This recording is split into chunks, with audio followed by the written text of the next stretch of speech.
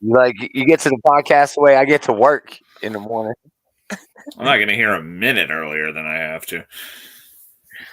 Well, we do have a pre-show though. This is where the part of the show where we talk about what we're going to do in the show. There will be no show next week because of an owl, a superb owl, because that's what I heard.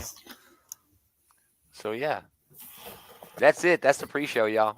We'll be here tomorrow night, Indeed. but not next week. So yeah, let's do the damn thing. We ride on. Mm-hmm. This one You is. don't think anybody will watch that garbage? Some people will watch anything, Scarlett. Man, I had so much fun with my GI Joes this week. Got new dioramas in, got a new figure in. So much fun. And I got 5 on the mail. On the way. Just need more space. Andy, You ever have to like? Hey Andy, did you ever have to like get things packed away when you run out of space? Yeah, I'm thinking about doing that now. Like putting some of my Transformer stuff in storage, actually. Greetings, geeks. Welcome back. It's another episode of This Geek in Comics Outright Geekery's comic book shit talk show. Shit talk show. It's the Gomer Taylor Arrow. Lots to talk about that isn't really comic centric, but is kind of yes in a way. It's comic adjacent. It's very adjacent too, and it's- that's the angle we're gonna take. I feel like it's very thoroughly in our news, in our Yeah. wheelhouse. Yeah. Yeah, for sure. Beyond that, not much else with comics, which is good and also bad because this motherfucker. Oh, hey Gabe, thanks for stopping by, bro. Love Gabe. Love him kicking it. Anyway, the Taylor didn't get comics this week because of the snowstorm, ice storm. I'm assuming. So I don't didn't know really if that read was much. why, but I think it was more of a clerical issue with Random House, who ships the Marvel books. Apparently, did not ship them to the shop this week. Whatever. Either way. Yeah, So moot point. A little Yeah. bit of comic reviews. We're gonna get there, but segment 1, what'd you do this week? I finally got to see Wakanda Forever. Oh, so how'd you like it? I enjoyed it. Obviously, it's a Marvel comic movie.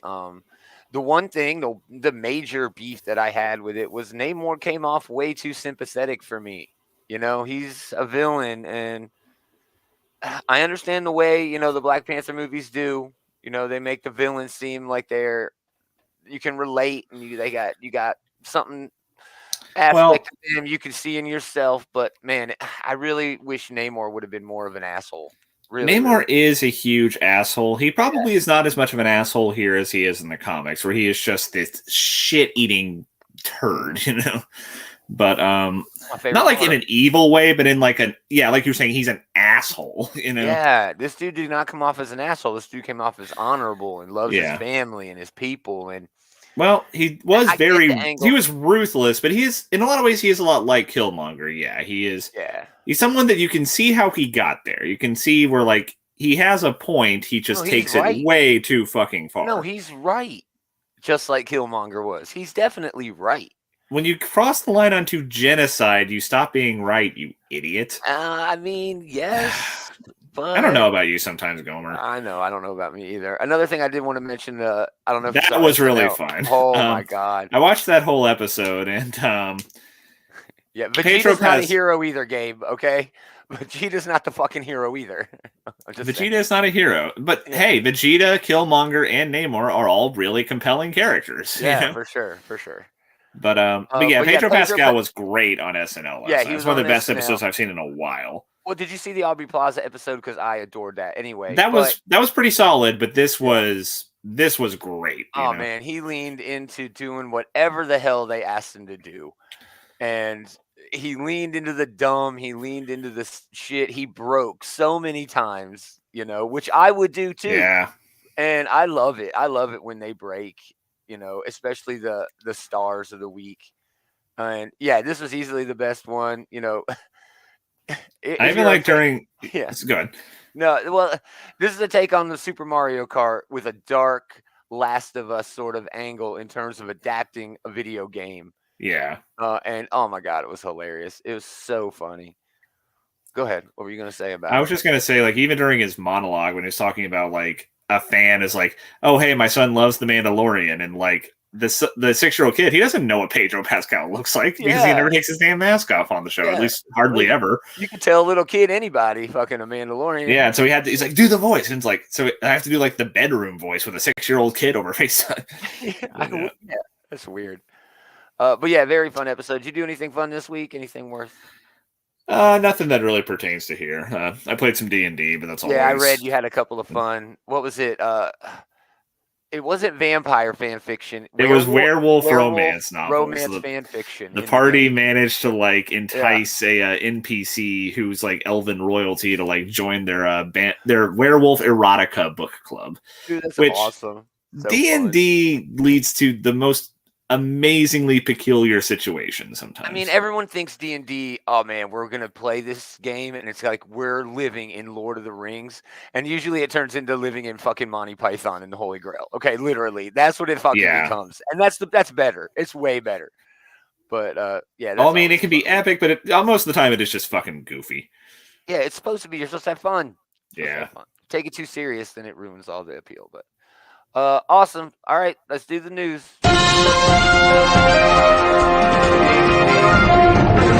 News this week out of DC. We knew it was coming. Yeah. We knew that we were going to get a plan, a layout, a foundation, a skeleton to hang some meat on, and yeah, DC gave it to us. Guns DC announcement. We're going to take a comic book angle. We'll go through all the movies one by one. Superman Legacy. Written by Gunn, the film will hit theaters July 11th, 2025. Most of these do not have dates. Several of them do. And focus on Superman balancing his Kryptonian heritage with his human upbringing. This is literally one of the images that DC used on their website to talk about this movie. So I can only assume that's going to be like an all-star, take. And that it could be. But that is generally a very iconic Superman image. I mean, it doesn't necessarily tell me for sure they're doing All-Star Superman, but hey, I want to be against it. But this is one of the ones you knew was coming. Of course they're making a Superman movie. Of course they're making a Batman movie, but I guess we'll get to that in a second. Yeah, that's a little different. That's not in the mix. But yeah, what's interesting to me is like James Gunn made that Brightburn movie from a few years ago, so he actually got to make the what if Superman was like a fucked up kid. Well, yeah, he got before actually tackling the actual Superman. Yeah, and that's not even really. I mean, I've rewatched that movie recently. In my opinion, that really doesn't deconstruct Superman. It's not a deconstruction of Superman. It deconstructs the Kents. Yeah, they are not the ideal family. That's why that Superman turns bad. Because but that's his family is all kinds of fucked up. That would really was just like, let's make a superhero horror movie and like, use Superman because A, that's the most horrifying premise because he's basically invincible. Yeah. And B, people, you don't have to like go through like this kid's power set, like you just let the audience know that like this kid is Superman and they know what he can do, That's why tropes are tropes. All the work's done for you. Yeah. You can be a little bit lazy, but all right, moving on. We another movie we're going to get, The Authority. This one I was not expecting. Yeah, me neither. Wildstorm characters will join the DCU as members of the Authority, take matters into their own hands to do what they believe is right. The Authority always seemed a little bit too Suicide Squad-y for me to fit in a universe where there's already a Suicide Squad, but maybe there won't be. That is an interesting point, though, because James Gunn did already make a Suicide Squad movie, and so how is his Authority movie different from his Suicide Squad movie? Yeah, and I mean, they're not the same teams. They're not, but they definitely, they shake hands really well. Yes, it really, really does. Now, all of this is outside of the upcoming movies that we already knew about, the Blue Beetle movie, the Flash movie. Gunn has confirmed that the Flash movie is going to reset the universe. Okay, pretty that's much. Why we're going to be. I mean, even if it doesn't, like, it's either there's an in-universe explanation for it, or they just be like, okay, we're starting something new, deal with it.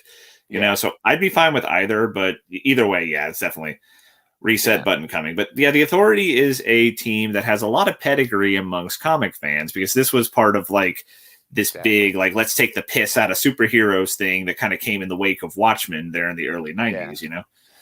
I don't see this movie having legs at all. Honestly, if I were to, I just don't think it does. I don't know, man. I'm surprised to see it come in. Dude. This seems to me like something you do in the later phases, like after we have like the established like the quote unquote normal superheroes, and then later you bring in the asshole superheroes. Yeah. I don't know, but hey, I mean, James Gunn is smarter than you or I, so for sure. I'll extend that benefit of the doubt. But yeah, it does seem an interesting choice, especially so early on. Yeah, for sure. Moving on, we are getting a Brave and the Bold. DCU will introduce its Batman and Robin, who will be Damian Wayne, in this unusual father-son story inspired by the Grant Morrison series, which was quite good. Yeah.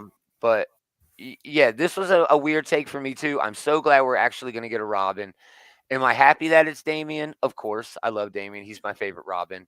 But Batman has to evolve into Damian a little bit, and it's going to be weird that he's just pop out of nowhere. Here's your son, and they're gonna do all that in the story. That might people be, don't know Robin like that. I mean, that might be one of those things where we know who Batman is, so maybe that does tell us that we're not going to be doing a Batman origin story, which that would be a lot to try to shoehorn in if this was also an origin story for Batman. No, they're not going to. Which we don't need. We do not need an origin story for Batman. We fucking know who Batman is. Damian, origin sort of story. Sure, that's probably needed for a lot of the audience who might not have heard of Damian Wayne, who might not know that this Robin is very atypical from the others, Right. But I have to imagine that DC is building this to turn Damian into Robin at some point, or into Batman at some point. Well, maybe, but I saw an angle on this where they pointed out that the Damian Bruce dynamic is different from the other Robins because it's Bruce who's having to calm and center Damian, and not the Robins trying to calm and center Bruce. Yeah, for sure. Last two, Tom King, Supergirl, and Gunn straight up mentioned Tom King. Yeah, he's basically saying he's adapting this story, which I did not read. So it's not bad. Yeah.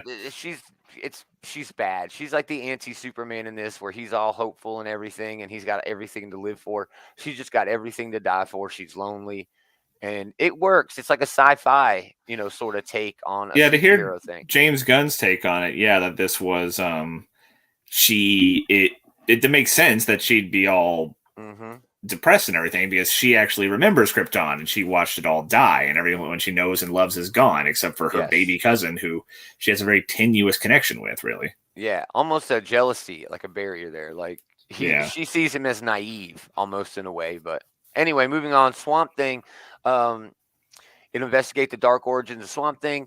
Gunn has confirmed that there will be some R-rated movies in here. I think this is the perfect opportunity to show the audience what you can do with an R-rated superhero movie. R-rated Swamp Thing is a very intriguing idea for sure. It is.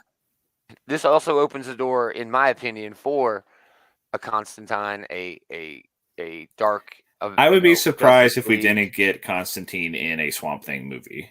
And Justice League Dark. It's a lot of good ideas. That's actually all the movie projects. No Nightwing. Very upsetting. No real Teen Titans takes right now. That's also kind of a bummer. I saw where apparently they're saying that since this is Brave and the Bold, they're not calling it Batman, they're calling it Brave and the Bold. Maybe that is, trying to set up an extent, it's a jumping off point for the Bat family, not just Batman. And that could do it for all of the Gothamverse. And it could also work for spreading out the rest of the universe altogether. Yeah. You could introduce some characters who would eventually become members of the Justice League Dark in both the Brave and the Bold. There's no reason Zatanna can't show up in a Brave and the Bold movie. Yeah. At least there, right? And then Swamp Thing can do the rest. But so it's a solid batch. But again, I'm pissed off there's no Nightwing. But you're right. The Brave and the Bold has a good opportunity to help out there. But they also announced some TV projects. Creature Commandos. This one is the way out of left field. Yeah, this is another one where they're going deep into the bench for this one. Yeah, but it is an animated show. Yeah. Which really only solidifies Gunn's original ideas, his original communication that everything will be connected, the TV, the movies, and the video games even, to the discontent of a lot of voice actors who are that's definitely gotten some backlash there where it's difficult to know if they're actually going to be able to do that. I mean, it's already very difficult for actors to set aside so much of their schedule for just the movie shoots, but they will have no time for nothing else if they're also doing voice work for animated and video game work, Exactly. And so I don't know if this is really practical to have like everyone here's do my everything. take on that. All right. It could be like, all right, we're not going to do a Superman animated thing like full on, but yeah, Superman's going to show up, but the actor doesn't have to come in and do lines. Gunn's going to use lines from other movies out of outtakes and extras thing. You know what I mean? Reuse that. I mean, they still would have to pay the actor, so they Oh, might of as well course, they'll just bring still them pay in. the actor. And again, that's the main crux here. My point is the voice acting community, that industry, is getting kind of shit on. All right. My take on this is Gunn going to save the live action DC stuff and ruin the animated stuff? I mean, That's always a honestly, possibility. if they do that the way you were describing there, that just sounds like it's really hamstringing the projects anyway, right? I mean, you want to be able to bring people in to do line readings for this specific project. You don't just want to recycle just try to like shoehorn in like outtakes and shit. I really hope that's not what he's talking about.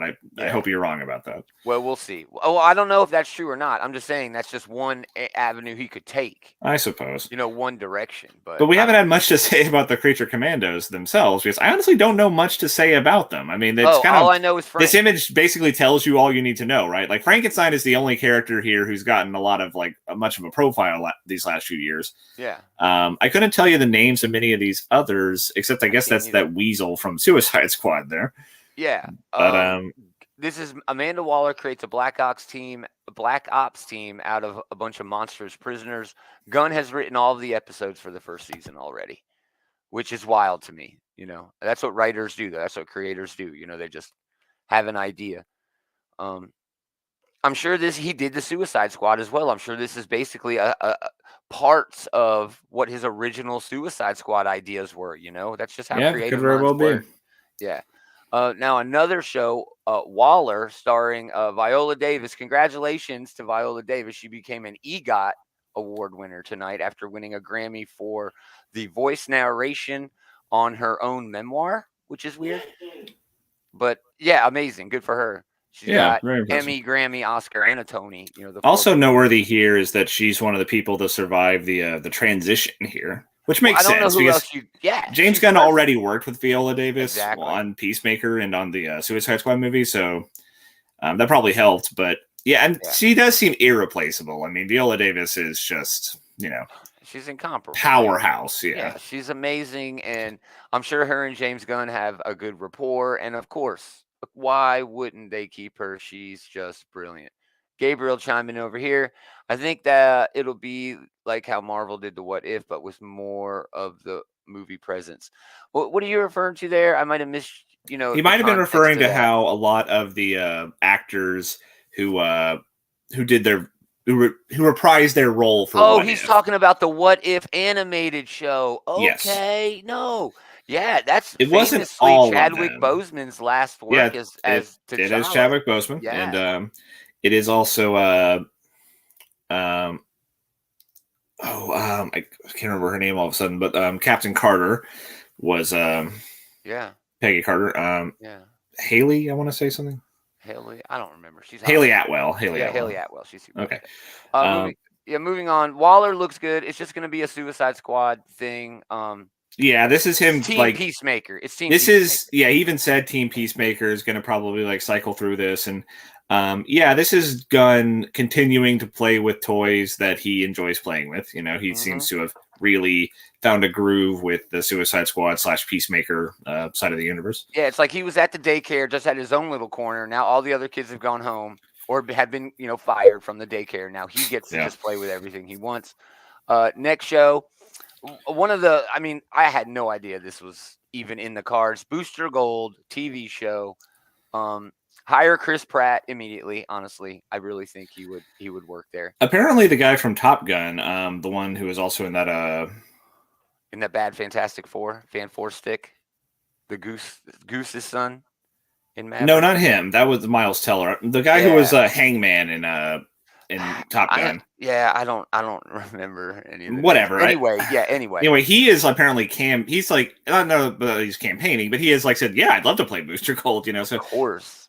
This is probably a very enviable role because this is going to be fun as hell, I'm sure. People don't know Booster Gold. There are even comic book fans, who have been reading for years. You like, yeah, no, I mean, I know him from this event and that event and this. Well, I mean, he is the greatest hero you've never heard of. Right? He really is, and that's like fits so perfectly for nowadays. You know what I mean? But like, I could definitely see Chris Pratt, like you were saying, though, because like Booster Gold is such a shithead, but he's like a really fun shithead, Yes, Nathan Fillion would have been perfect 10 years ago. Oh yeah. Oh man, I wish we could get like a time machine to get like 10 years ago Nathan Fillion for this. Oh my gosh! But Booster Gold shtick, if you don't know, he uses basic technology from the future, time travels to the present, and then acts like he's, this big badass motherfucker because he's got this crazy technology, that makes him look like he's awesome.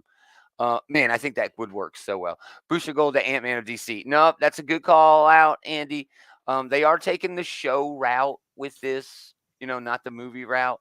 I think he was just comparing the characters, man. No, for sure. But like Gunn said, there's every opportunity for these things to cross over into each other in terms of what screen they're on. Your TV screen, your movie screen, or your video game screen. Yeah. So, a couple more. We're getting a Lanterns show. And I think that this would probably work better as a TV show than it would as a movie, especially with the pitch that they gave for it. Yes. So it's a big TV event. It follows the intergalactic cops, Jon Stewart and Hal Jordan, as they uncover a dark mystery.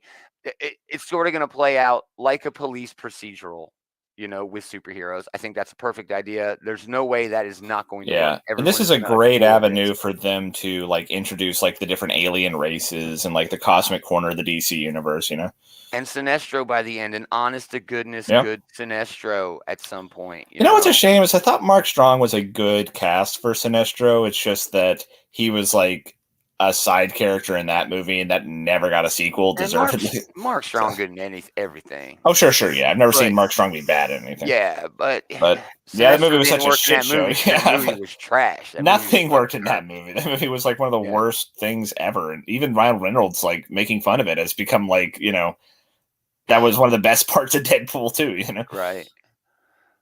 Finally, a Wonder Woman centric show called Paradise Lost. Now this I am surprised. Me too. It's the home of the Amazons, birthplace of Wonder Woman. It's a drama that focuses on the genesis and political intrigue of an island of all women. So much potential here. The way I heard it, it's going to be Game of Thrones, but on Themyscira. Yeah, and it sounds like we're not going to get Wonder Woman herself, and yeah. I'm also surprised it's a TV show instead of a movie. Well, I guess if they're going the Game of Thrones route, then you make it a TV show. We need to have character. The characters have to create, every part of the damn show. You have to assume this is eventually going to be the jumping off point for a Wonder Woman movie, but that has not yet been announced. Yeah, and I don't know about that. Wonder Woman is really still up in the air. But with that said, I love. You have to do Wonder Woman. I mean, she's one of like their. You have to do Batman, you have to do Superman, you have to do Wonder Woman, I would like to see this go and become, for the second or third season, like a War of the Amazons thing, where they come to Washington, D.C. and start fucking murdering people and shit like that, I thought you might be talking about, like, that Amazons versus Atlantis thing they did for not Flashpoint. No, that was not as good as it should have been. But, I mean, I want to see that. I want to see this sort of Themyscira shit bridge off into the rest of the DC universe in a way that is meaningful, that maybe can bring a Wonder Woman into it. And maybe Wonder Woman was, all down back in the cut, laying out, not doing anything. Dude, Artemis will definitely be in it. Gabriel in the chat, I wonder if Artemis will be in it. Dude, for sure. Yeah, all your favorites are going to be here. It's going to be Game of Thrones. Hippolyta is definitely going to be there. I'd be surprised if Nubia didn't make an appearance. Yes, and eventually we're going to see like Diana as like a young child, I suppose. But yeah. I mean, they could even open it up to where, like, the last run of Wonder Woman sort of opened it up to all of these other Amazonian civilizations around the planet. Definitely, and then bring in a Yara Flor. Are you kidding me? Oh my gosh, they'd never be able to cast Yara Flor. It's difficult to imagine. Yeah, there's not a woman on the planet that hot who can play Yara Flor and pull it off. Okay, it's not going to happen. It's not going to happen. But this is the one I think I'm the most excited for. Because everything else, I know what to expect. They seem kind of easy, almost. Except the Authority, maybe. The Authority's easy to do. I just don't think anybody's going to give a fuck. Oh, I think Taylor might have. Oh, no, I'm here. Okay. I was thinking of my response to that. I don't know. I feel like the Authority will probably draw in, like, people who are fans of, like, The Boys or, like, The Suicide Squad or something like that, because it does definitely, like, have that energy to it. Oh, so you're saying the Authority. Okay.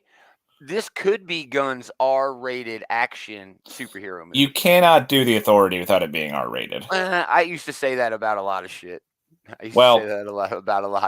Okay, well, at the very least, you can say that you could definitely make an R-rated movie about the Authority. Yes, that's got to be the way he's going to go. So, yeah, this looks good. We'll see what happens. These are the next 10 years,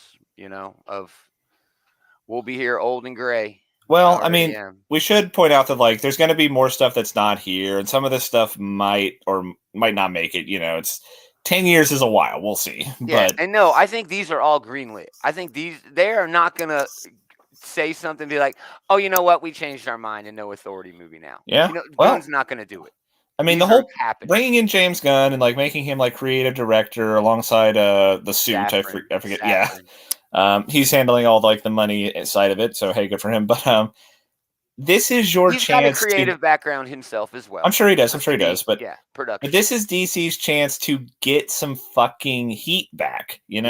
This is their chance to have people be hyped about them in a way they have not been for a damn long while here. Marvel has been eating their fucking lunch at the box office for fucking 15 years now. Yeah, and it's impossible not to compare them. I don't think it's fair. I still don't think it's fair because Gunn is taking a very different approach than Disney does with their properties. But people are talking about James Gunn in his position and sort of frowning and shitting on some of it. And I'm like, this dude has the longest track record outside of Zack Snyder at making DC movies. He does. And TV properties, And I mean, honestly, it's weird that people are just not giving him a chance. They feel a like lot of Snyder these people. Bros. I'm okay with being a Snyder bro. I wouldn't mind Zack Snyder coming back and doing another project. Snyder bros need to just kind of accept reality at this point, and they brought in James Gunn because they needed a reset. They needed a clean break, and that was never going to be like this. Tweezer job, right? This is a sledgehammer job. Yeah. He is coming in, and there's going to be stuff from the DC movies that people like. I like a lot of the things, even from the terrible movies. There's lots of stuff I like from the DCEU movies. Yeah. Even the shittiest of them have things where, the Batman fight scene in Batman vs. Superman is fucking awesome. I love even though that movie overall is garbage. I know. The thing about, I don't blame Zack Snyder. I blame DC. Okay, when Marvel started ramping up the MCU with Iron Man and Hulk and these movies, they were still doing the Christian Bale Batman movies. Yeah, it's impossible to be like, okay, now what are we going to do? They just didn't have the wherewithal or whatever to hire what's his name to play a new Batman, to be a new young Batman, that kid who walked in, Yeah. They could have said, no, the Christian Bale movies are a jumping on point for everything that we're going to fucking do. That movie ending is now a reset. Everything that is no longer except for those Christian Bale movies. And, dude, that would have worked so well. I think that would have worked. There wasn't even anything else to forget at that point, except for, Superman movies that came out, Superman 30 Returns. years before. Superman Returns, that was, oh God, how long ago was that now? But But that came out during that run of those Bale Batman movies. I suppose that's right. Kevin Spacey, I'm sorry, he's a scumbag. He's still my favorite Lex Luthor. He is. That's why, because he's like a natural scumbag. Anyway, moving on. Marvel now. They had an X-Men vote. The vote is over. Who did you vote for? Cannonball, Dazzler, Frenzy, Jubilee, Juggernaut, and Prodigy. Who do you think I voted for? If you had to guess who I voted for, and then I'll guess. If I had to guess, did you vote for Cannonball? No. I would have guessed that you voted for Jubilee. I did, in fact, vote for Jubilee. I voted for Juggernaut. Juggernaut was my second choice, I will say. Yeah, he's not even a fucking mutant. He's But not even a yeah, fucking mutant, so that would have been a lot of I fun. love it. That's my favorite part of I voting think for that Juggernaut. yes, Juggernaut and Jubilee, I think, have the most fun stories to be told from this. Yeah. Like Jubilee, just coming off of that Exterminators run, that was a hoot, and so like so this good. is a good chance to like kind of like strike while the iron is hot with that character, I think. But Yeah. Juggernaut would have been a very interesting choice because not only is he like a very prominent X-Men villain of years past, but he also is not a mutant, like you said. So like, what does that mean to have a non-mutant on the X-Men? And I think that fits so perfectly where everything is going. And that leads us right into our next bit, which is our last bit of news, because there was no fucking news this week. They're teasing Fall of X. After the Sins of Sinister, it will be the Fall of X. And these are the setup books. They are 4 setup books. And we'll know who wins the election during the ball, the gala. So we won't know before you know. X-Men Before the Fall, Sons of X. Cy Spurrier, Phil Noto doing art. This is basically going to be the wrap, the finish, tying up every loose end from Legion of X, which just had issue number 10 come out this past week. It is the last issue of that series. It was very middle of the road, very below average in terms of all of the other X books. Way of X, and then Legion of X, and now Sons of X. Cy Spurrier has had some cool ideas and some good moments up his that, ass. yeah, it's up his ass. They just kind of get lost in the shuffle, and yeah, it's very much up his ass. Yeah, but I am still excited to see how those go. Nimrod is back. Andy, oh my god, dude, Nimrod's been back. Nimrod been doing his thing up at Orcus, with a big satellite. They've murdered him like 4 or 5 times. He keeps coming back. He keeps murdering them, and they keep coming back. It's almost comical at this point. How many times all of them die. But this is coming out, January, February, March, May 3rd. Battle between 2 titans of the X-verse, Cy Spurrier, Phil Noto. It's Legion versus Nimrod, where if there is any mutant out there who can take down Nimrod, it could be Legion. I mean, Legion, it's so difficult to say, right? Because he can basically just do anything he wants. He's so He can just manifest any superpower.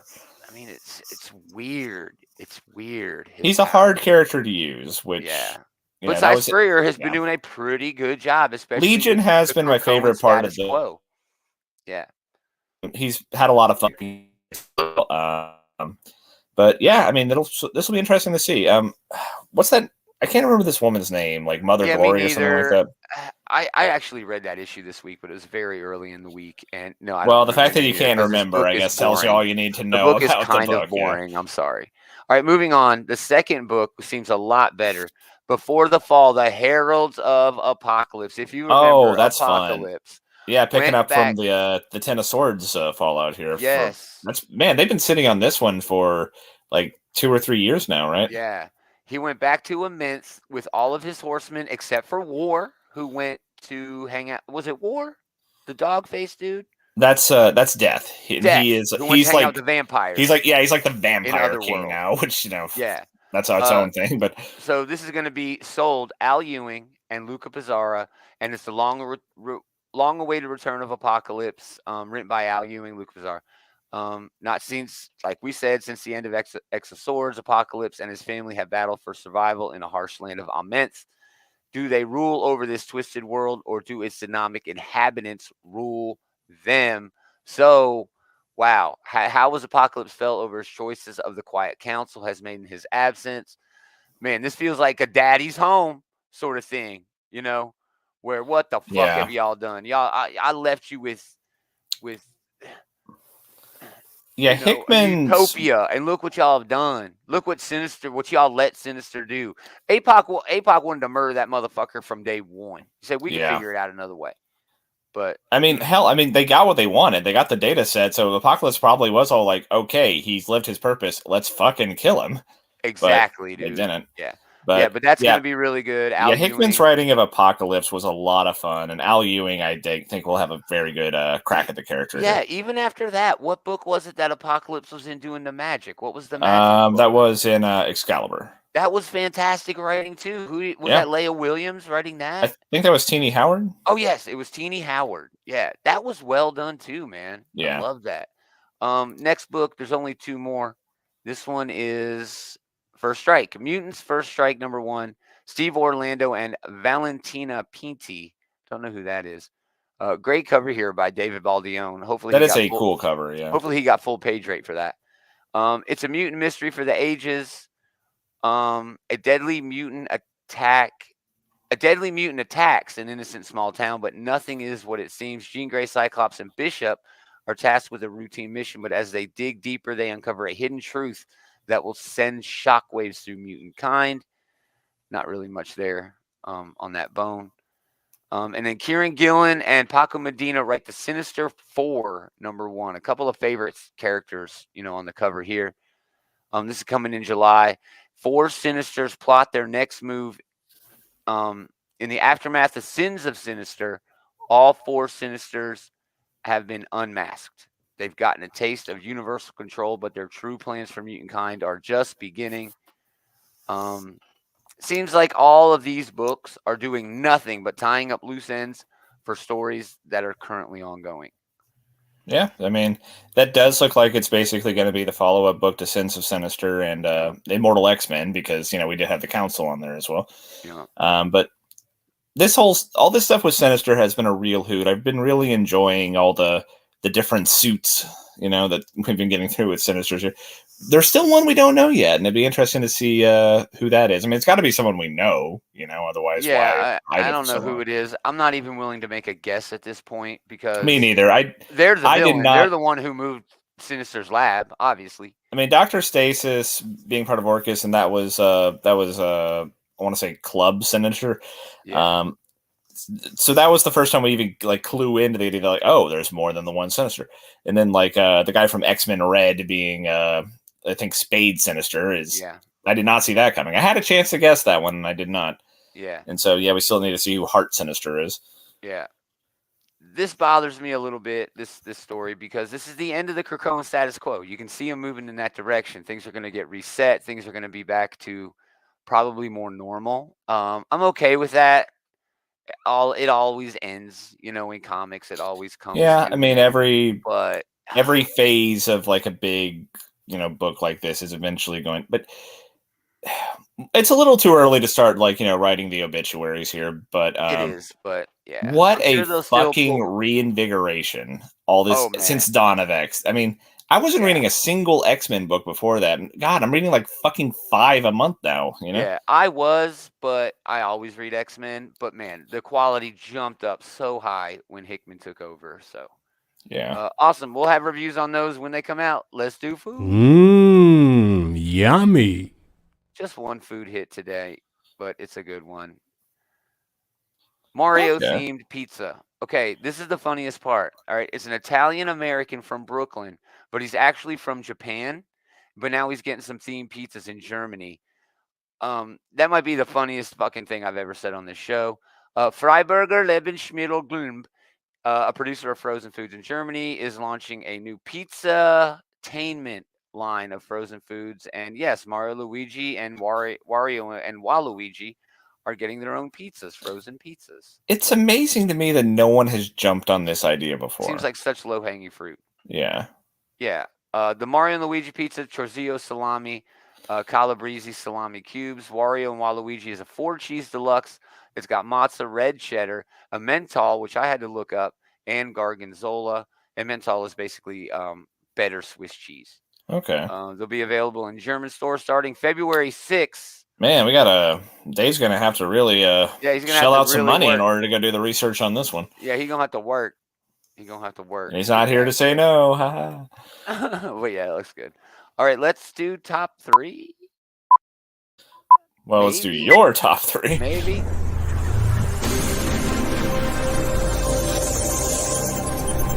Get any book at all? They didn't have nothing.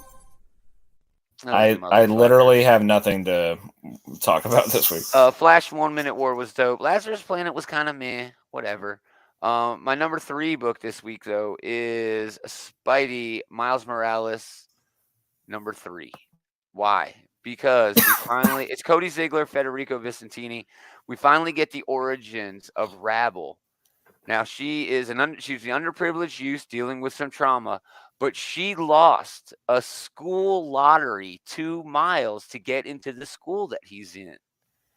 And I was like, oh man, that works like really fucking well for an Yeah, that's a origin clever setup story. here. And then, Yeah. then apparently she knows that he's Spider-Man. So yeah, that definitely tracks it. Like this motherfucker, like I come from like nothing and like I needed this and motherfucking Spider-Man got it.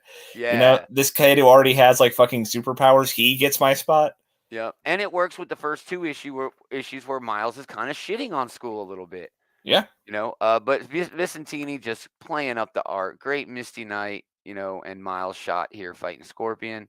And yeah, this is when she has her long monologue. Just really, really well done. My number 2 book this week, because Taylor didn't get any books, Star Trek number 4, Colin Kelly, Jackson Lanzig, Roman Rosanas, and Oleg Chudakov. Just really fun. If you're a Star Trek fan, you have to be reading this. If you're a Trekkie Trekker, I don't give a fuck, whatever you call yourself. We learn who is killing gods, who is killing the main bad guy in this first arc. And it's Kahless, the Unforgettable, or at least it's his clone that was created, you know, in an episode of Star Trek The Next Generation, who actually is famous in Klingon mythology because, yes, he helped kill the Klingon gods. So it's really a fun angle there, you know, that they're taking with this overall story, and it's got a bunch of cool, fun characters, and yeah, I can't get enough. That does sound like a lot of fun, but are there Trek fans who call themselves Trekkers? Yeah, there's Trekkies and Trekkers. I did not know the distinction there. Yeah, Trekkies was kind of frowned upon back in the day as some weird nerd thing where they didn't like it. But we're weird nerds, so Yeah, why not? we're weird nerds. Yeah. My number 1 book this week was a book on Dark Horse, Where Monsters Lie. Kyle Starks and Pietro Kowalski. Yeah, Slasher Summer Camp. Yeah, Wilmhurst is a gated community. Oh, I don't even have the second image for this, which was so gory. In the middle of nowhere, it acts as a getaway for slasher movie style killers in between their bloody rampages. But they have a strict rule of not murdering folks while they are at the gated community. Don't shit where you eat. In order to keep things secret and safe. But one of them breaks this rule. One of the victims gets away, right? So they have this big HOA meeting about it, you know, which is just the most mundane thing with the most terrible, evil fuckers you could ever imagine. But the one that got away goes to the cops, and his statement is pushed into a computer, flags in Washington, D.C. This special agent who is basically trained, I'm sure we'll learn more about him in the next issue or two, has trained his entire life to hunt these murderers, becomes involved, and then he gets the cops over at this motherfucker, right, to go get these murderers. It's a really fun premise, and they pulled it off. You know, I was very interested, very compelled the entire time.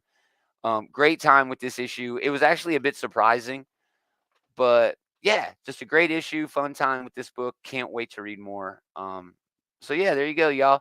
There's our top 3 books. It's so much faster when it's one person. I know, when it's just one dude doing it. It's like a 90-second marathon or sprint. I can't even like give my thoughts on the books. I wasn't able to read any of them. I know, it sucks. There's Eli checking in. Also, I thought Where Monsters Lie sounded dumb, but it was a slow week and I got it and turned it. It was awesome, dude. That's Eli over at the Comic Book Bullies. We were just about to talk about them. It is for sure a dumb premise, but that does not always mean that it's not a good book. Yeah, exactly. So yeah, thanks for hanging out, everybody. We appreciate it. We would love it if you'd go check out the Comic Book Bullies. They got a show tonight. Leroy and Eli talking pop culture. Sure, they're going to get in on the gun stuff. And I mean, just everything going on in pop culture. Check them out on these channels. If you want links to everything they've got going on, go to outrightgeekery.com. We got links up there to everything they got going on, everything we got going on, and we got a lot of shit going on. There's also a link up there to the group on Facebook. Go over there and check out Andy. He's always having a good time. Eli chimed in, remind me of that Robot Chicken episode where the slashers live in the house together. Yeah, no, I remember. Oh, that. they did like the Real World with like Michael Myers and like slashers. Jason, and yeah, it was so stupid, but yeah, this is really shaping up to be a good book. So anyway, thanks for hanging out, everybody. We appreciate it. Come back tomorrow. We're doing a preview show. Dave will be here. No show Sunday because of the superb owl. Superb owl. That is a very superb owl right there. Beautiful. But yeah, thanks everybody. Most of all, thanks to this guy for hanging out with this guy. Hell yeah. We are gonna do it again next time. Same geek time, same geek channel.